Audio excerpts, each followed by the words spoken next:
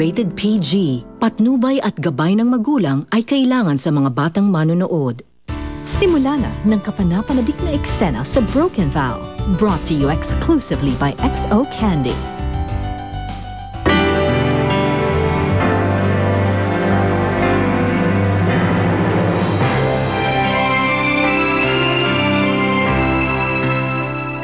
Dala ko na ang desisyon ng korte, Felix. Judgment is hereby rendered, declaring the marriage between petitioner Melissa Santiago Rastro and respondent Felix Rastro as null and void. Hindi ako nagpunta dito para manggulo. Gusto ko na makita ka. Si Eva. Daddy? Eva? No! Felix! Gawin niyo ang lahat, kahit imposible. Wala akong pakialam kung maubos ang millions ko. Manalo lang ng kaso si Felix. Makakaasa kayo, madam. Hindi ko alam kung paano ito sasabihin sa'yo. Pero hindi na kami kasal ng daddy mo. At hindi na kami pwede pang magsama ulit. I'm sorry, anak, ha? Sana maintindihan mo si Mami. Wala nang bisa ang kasal nila. Ano ko ba titigil? Why would I do that, Rico? Matutupad na sa wakas ang mga pangarap namin ni Melissa.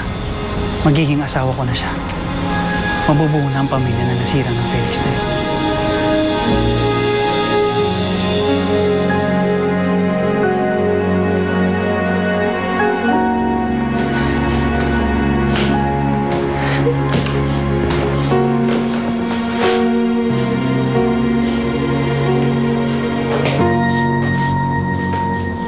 Eva!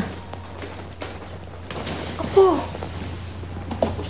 Bakit di ka pa natutulog, ha? Naiisip ko po kasi si Daddy. Baka hindi rin siya makatulog. Baka iniisip niya kami ni Mami. Masama sa bata nagpupuyat. Lola, alam ko po yung cellphone number ni Daddy. Pwede po ba natin siyang tawagan? Gabi na eh. Bukas na lang natin tawagan ng daddy mo. Kasi baka natutulog na rin yun.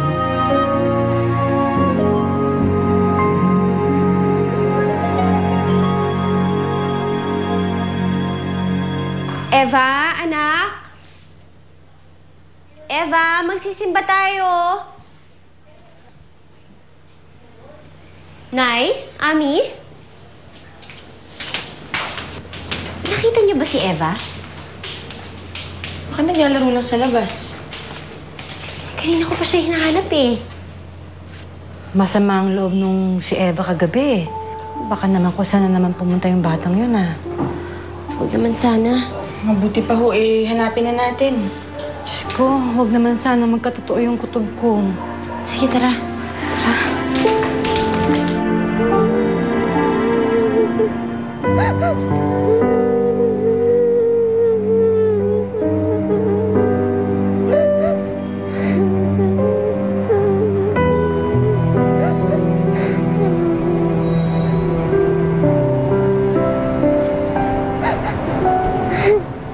Be, nawawala ka ba?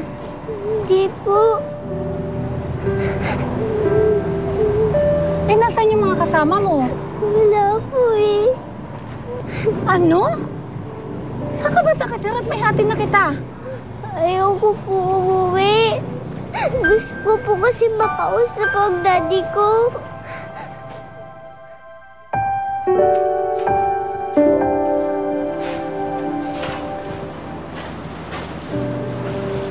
Felix, hindi porke hindi na kayo kasal ni Melissa.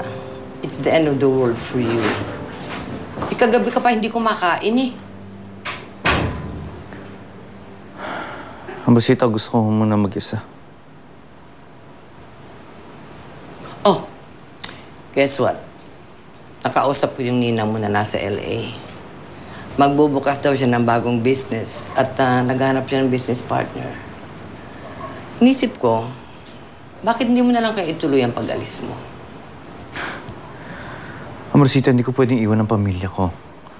Lalong-lalo na si Eva. Eh di isama mo na lang si Eva. Madali natin gawa ng paraan yun.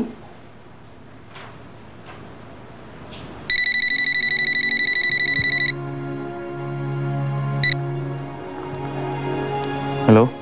Hello? Magandang araw ho. Kayo ho ba si Mr. Felix Rastro? Ako nga to. Sino to? Eh, kasama ko ngayon yung anak ninyong si Eva. Nandito ko kami ngayon sa harap ng simbahan.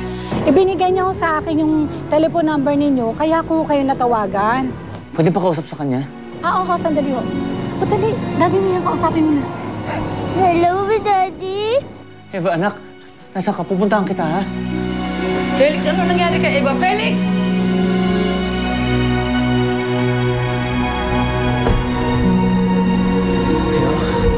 Mabuti na lang ho. Kabisado niya ang telephone number ninyo. Kung hindi, hindi ko alam kung kanino ko siya ihahatid. Sige, salamat ha. Eva!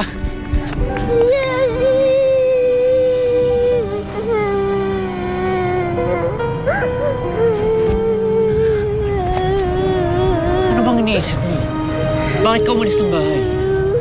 Gusto po kasi kitang makita. Eva, hindi ka dapat umalis ng bahay na walang kasama. Baka hinahanap ka na ng mami mo. Ayaw na po sa inyo ni Mami. Ayoko na rin po sa kanya. Gusto ko po sa inyo, Daddy.